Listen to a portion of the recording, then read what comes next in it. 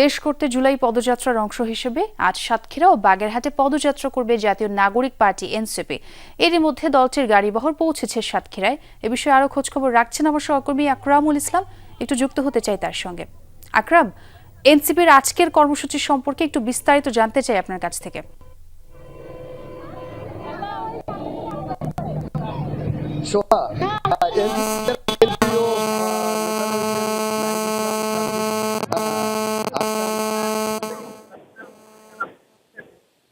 এর মধ্যে কিন্তু সাতক্ষীরার পার্টিঘাটা পৌঁছেছেন এবং সেখান থেকে সাতক্ষীরার যারা নেতাকর্মীরা রয়েছেন তাদেরকে বরণ করে নিয়ে একটি বহরের মাধ্যমে কিন্তু এখন সাতক্ষীরা শহরের দিকে কিন্তু গাড়ি বহরটি রওনা হয়েছে এবং সাতক্ষীরা শহরে পৌঁছানোর পর আসিফ চত্বরে, যিনি একজন শহীদ জুলাই আন্দোলনে নিহত হন, সেই আসিফের নামকরণে যে একটি চত্বর করা হয় আসিফ চত্বর, সেই আসিফ চত্বরে পথসভায় অংশ নেবেন এবং পথসভা শেষে সেখান থেকে শহরের ইটাগাছা এলাকায় পর্যন্ত কিন্তু পদযাত্রা করবেন নেতাকর্মীরা এবং তারপর সাতক্ষীরা থেকে কেন্দ্রীয় নেতৃবৃন্দরা বাগেরহাটের উদ্দেশ্যে রওনা দিবেন। এখনো পর্যন্ত যে গাড়ি বহরটি শহরের এখনো পৌঁছতে আমরা যেটি মনে করছি এখনো 15 পর্যন্ত সময় ব্যয় হবে এবং ওখানে নেমেই সেই পথসভায় কিন্তু অংশ নেবেন নেতৃবৃন্দ। এরই মধ্যে শত তাদের নেতাকর্মী সমর্থক বৈষম্য বিরোধী ছাত্র আন্দোলন নেতাকর্মী এনসিপি তারা কিন্তু অংশ নিয়েছেন এবং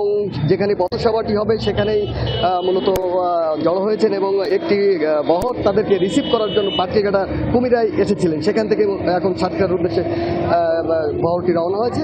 সেখানে রওনা হওয়ার পর যে পথসভায় যে যারা নেতৃবৃন্দ রয়েছেন এনসিপি তারা বক্তব্য রাখবেন এবং বক্তব্যের পরেই হয়তো তারা কি ধরনের বক্তব্য দেন আমরা হয়তো পরে দর্শকদের জানাতে পারবো।